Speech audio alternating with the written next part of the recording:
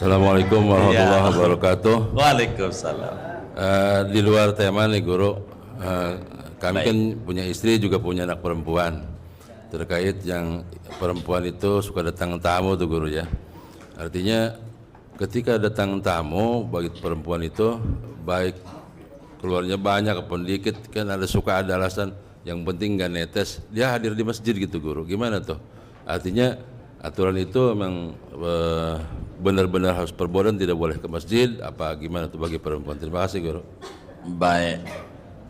Bila perempuan itu haid itu darah yang keluar dari ujung rahim perempuan, ujung rahim perempuan dalam kondisi sehat,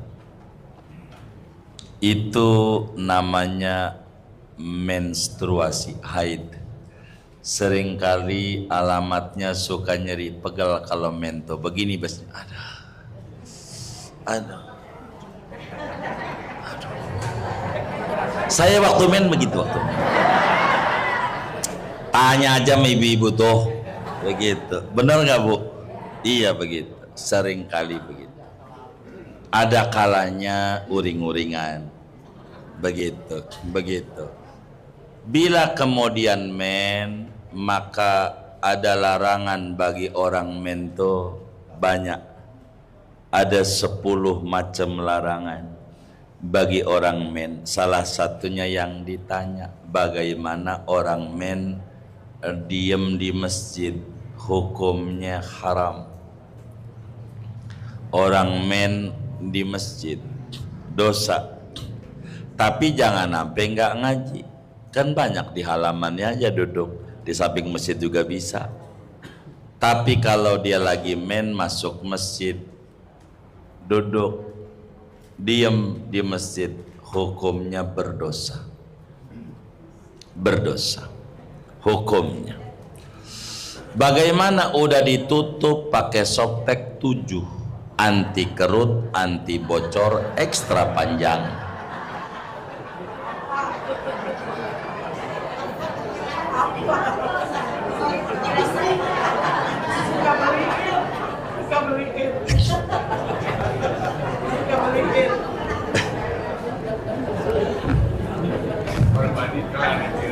Korban iklan ya. Iya. Bagaimana andai pakai softtek? Enggak bagaimana. Walaupun pakai softtek 7, tetap aja orang masuk masjid, diam di masjid, hukumnya haram. Kan tidak ada yang netes, boro itu. Junub tuh biar gampang, tidur sama bini, itu aja contohnya. Kita tidur sama bini, habis tidur kita diem di masjid, haram. Ada yang netes, pastikan kagak ada yang netes. 1000%. Orang tidurnya aja semalam, masuk masjidnya pagi. Mana yang mau netes? Itu aja haram.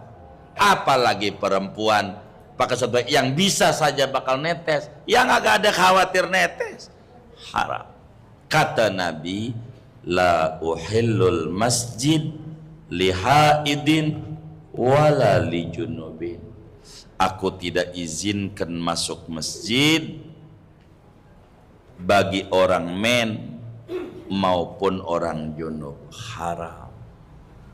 Orang junub, orang di masjid. Maka kalau kita lagi jangan diem di masjid, berdosa. Walaupun sudah ditutup softtek. Jangan dikata zaman dulu kan nggak ada softtek, jadi haram.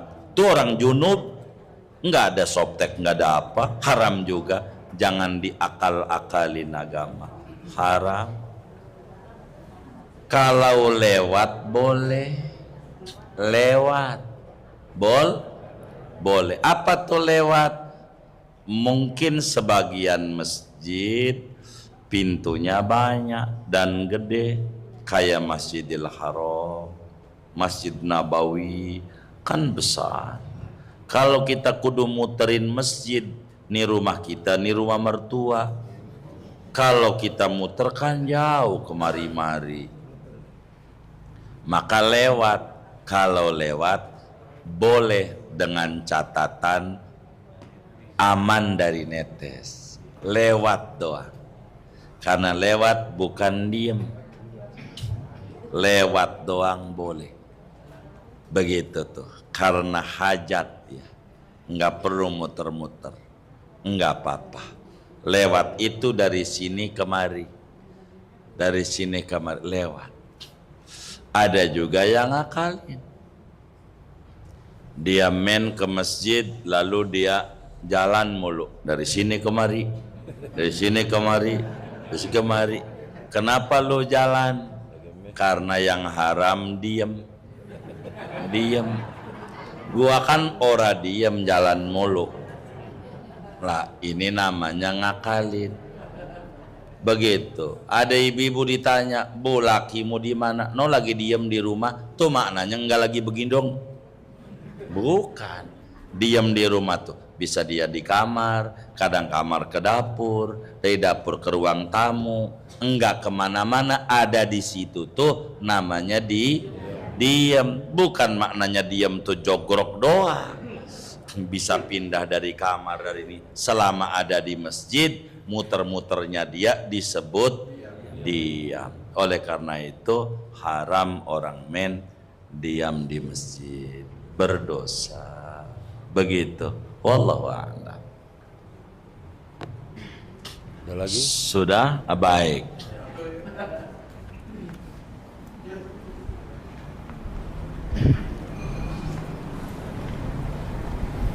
Terima kasih.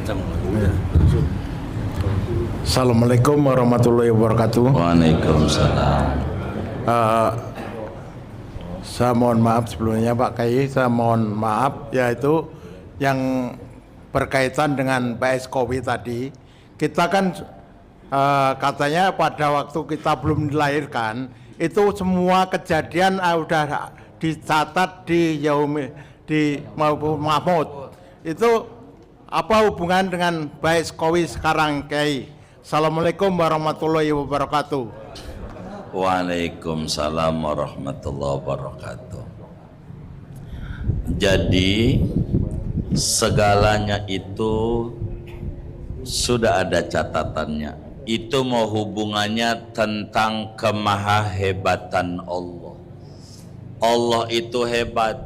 Sebelum kita dicipta sudah dirancang nantinya bagaimana, rezekinya berapa, itu mau Allah rancangannya. Adapun kita tidak tahu itu, maka kita tidak boleh nyandar itu. Maka ba'is qawi kudu dicari, bukan ditunggu. Begitu. Enggak boleh kita nungguin ba'is qawi, tapi kudu nyari. Itu berbicara tentang hebatnya Allah Subhanahu wa taala, tahu segalanya. Apa sampai kita ngaji hari ini. Dari sebelum kita lahir Allah udah tahu program itu karena Dia yang mencipta kita. Segalanya itu berbicara kehebatan Allah. Tidak boleh kita nyandar kepada itu karena kita tidak tahu.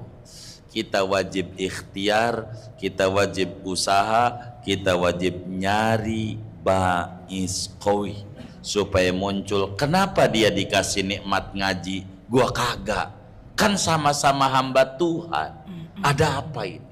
Kenapa dia diizinkan baca Quran, gua kagak? Kan sama-sama umatnya Nabi. Ada apa ini? Nah ini nih kita harus banyak bertanya. Kurang lebih demikian. Allah alam.